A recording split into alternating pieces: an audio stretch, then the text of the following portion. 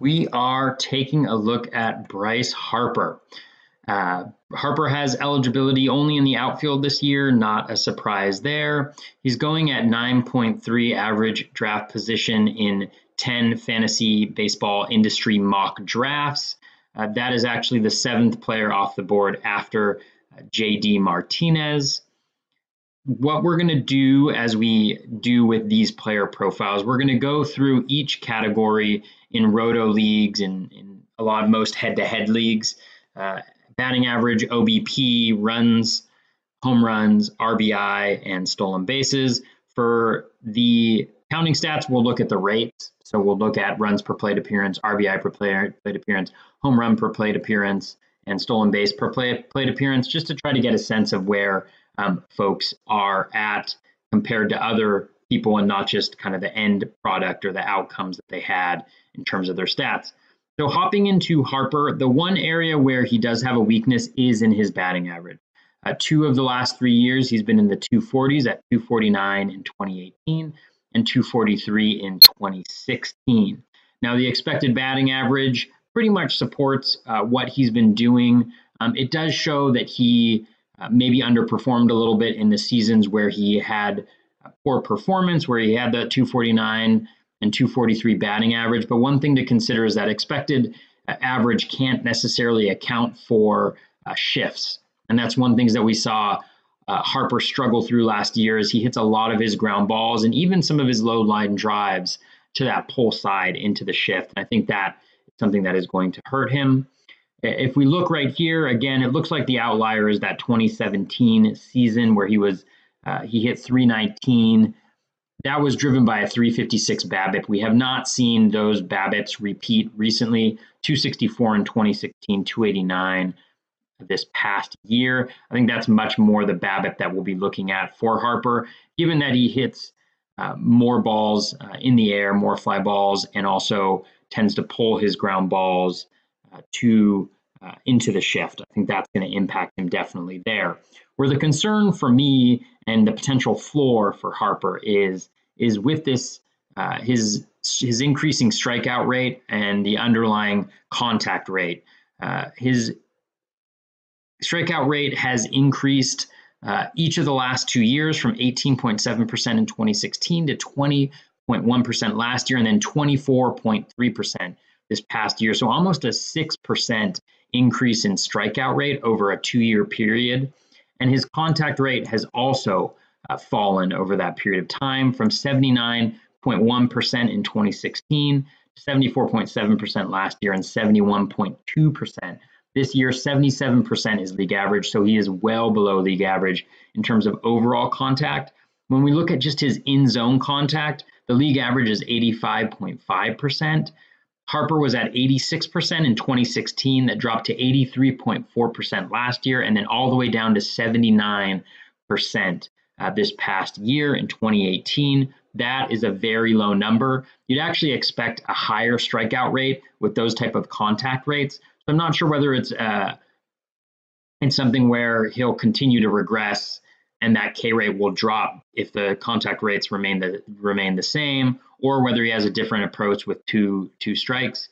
But it does highlight the fact that the floor for Harper in average leagues, the floor for his batting average, I think, is pretty low. I would not be surprised to see it dip below 240, although I would expect, given that we've seen 2 of the last 3 years, the batting average in the 240 range, that seems about right for his batting average.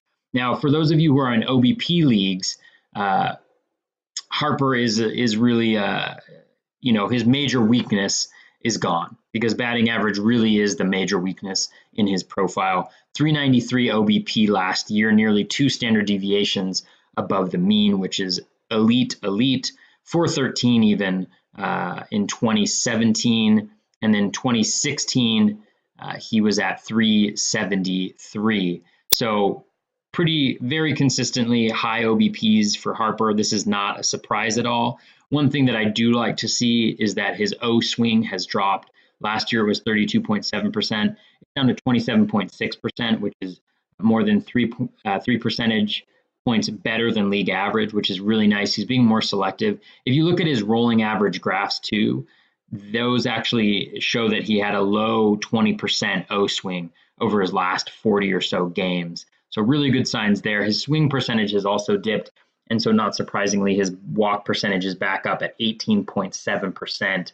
Again, very elite. If you play in an OBP league, Harper has tremendous value in that respect. When we look at his runs, though, his runs per plate appearance, he did score 103 runs last year, which is great. But his runs per plate appearance was only at 14.8%, 13.1% is league average. If we look at the Z scores, he was only he wasn't even one standard deviation above the mean in his runs per plate appearance, despite being nearly 2 standard deviations above the mean in his OBP. Chances are when he does sign with the team that he's going to sign for a competitive team, and that I will guess that they will have a solid lineup. And so slotting him in the middle of that lineup, I would anticipate that he does have a higher ceiling in terms of his run per plate appearance. I would expect to see that go up. So if he can maintain that 600 plate appearances or above, I do think he's a very solid producer in terms of his runs and could be borderline elite in the right lineup. Power is not something that we generally have question marks around Harper with. 34 home runs last year, 33.7 expected home runs. If you look back the last 2 years, again, the expected home runs are lining up with the home runs. So no reason to believe that those 34 home runs, the highest total in the last 3 years, is any type of fluke. His home runs per plate appearance are actually down 4.9% compared to 5.9% from last year. Now, I think you'll see this in a lot of player profiles just because the ball was juiced in 2017. I don't think, and then there's been some studies that the ball was actually dejuiced or less juicy this past year in 2018. And so you see a 1% decrease right there. Looking at his Z-score, he's 1 standard deviation above the mean. And, ISO solid. One really great sign is that his hard hit rate is way up. It's up 8%. Now, there was overall an increase in hard hit rate across baseball last year, but this 8% jump is much higher than the overall league jump. And so that's a really nice sign for Harper because he actually hasn't had super strong hard hit rates the last in 2 of the last 3 years. So that 42.3% is really great. He's been pretty steady below league average in terms of his ground ball percentage, 39.8% compared to league average at 43.2%. We like to see that. Obviously, you do damage when you hit the ball in the air. Again, though, hitting the ball in the air outside of line drives, a lot of fly balls tend to lower your BABIP, which we have seen for sure with Harper. Now, his home run per fly ball rate, you can see right here, 23.1%, well above league average, but 24% last year. So he does have he consistently is above league average, and he's able to maintain those high rates. One of the reasons why is that his hard hit fly ball rate is up. It's up 12.5% from last year, which is great to see. 37.5% is league average. He's at 49.7%.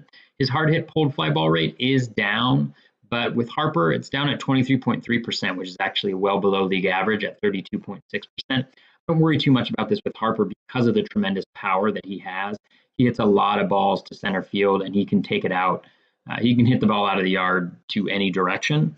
So I'm less concerned about that as I would be concerned with a guy like Jose Ramirez, who really relies on a high volume of pulled fly balls for his home run. So that doesn't concern me that much.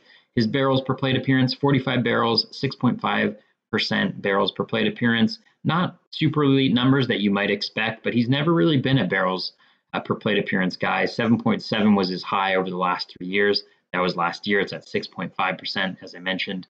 This year, well above league average of 4.6%. So still strong, not necessarily elite, but power is not something that we're worrying too much with Harper about. His average home run distance, 409 feet, aligns with the last couple of years and is well above league average, showing the type of pop that he does have. With his RBIs per plate appearance, 14.4%, above league average of 12.5%, but not necessarily, I think, where you would anticipate somebody of Harper's caliber being. He did have 100 RBIs. That was because of the 654 plate appearances that he was able to get to. It's still a solid rate, but I would anticipate in the next lineup he's in, and I'm actually surprised in the Nats lineup that it wasn't higher. But again, RBIs are a bit fluky. They have to do with the opportunity that you have with runners in scoring position, batting average and runners in scoring position, how many players you have on base when you hit home runs. So, you can't bank on it going up, but I think last year's 17.7%, somewhere in between those two numbers, I think is probably a safer bet for Harper. So again, he should contribute in RBI. And then in stolen bases, this year was a pleasant surprise for Harper. 13 stolen bases, 1.9% of his plate appearances, not quite where he was in 2016 when he stole 21 bases. But again, he stole 4 bases last year. A major concern in the fantasy community was that those stolen bases wouldn't come back. Well, they have come back to a solid number, an above league average rate. And the really good news is that he was successful on 81.3% of those stolen base attempts. So that is really good because that's better than where he's been in the past, and it's well above league average of 72.1%. So that bodes well for him to be able to continue to steal. Again, a lot will depend on what team he ends up with because of the philosophy, that what that manager has when it comes to stolen bases. The Nats obviously, had no problem with stolen bases. So we will see, not necessarily something you can bank on with Harper, but I think looking at, high single digits, low teens is a reasonable expectation for Harper next year. He had 224 stolen base opportunities last year. He attempted a stolen base on 7.1% of those. So that's more than double 2017. And it is only half of where he was at in 2016 when he stole 21 bases. But again, that looks like the outlier when it comes to stolen bases for Harper.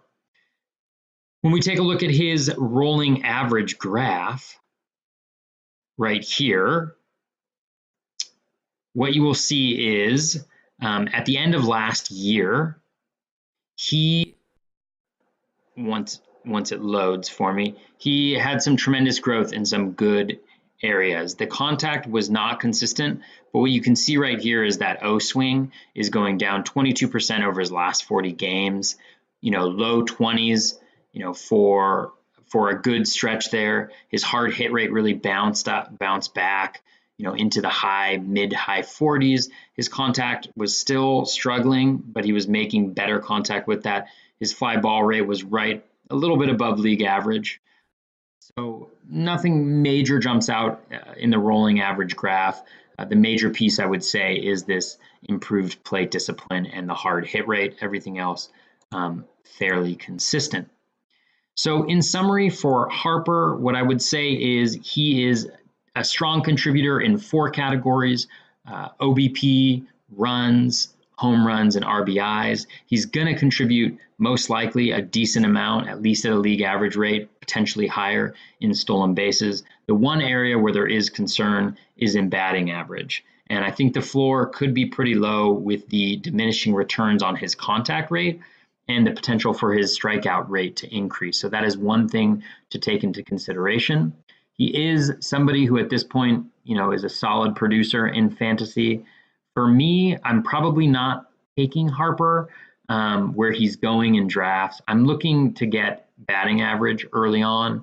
And so a guy like Alex Bregman or Christian Yelich, with Yelich, you may not get the same power numbers as with Harper, but you are going to get the batting average. You are going to get the OBP, the runs, the RBI.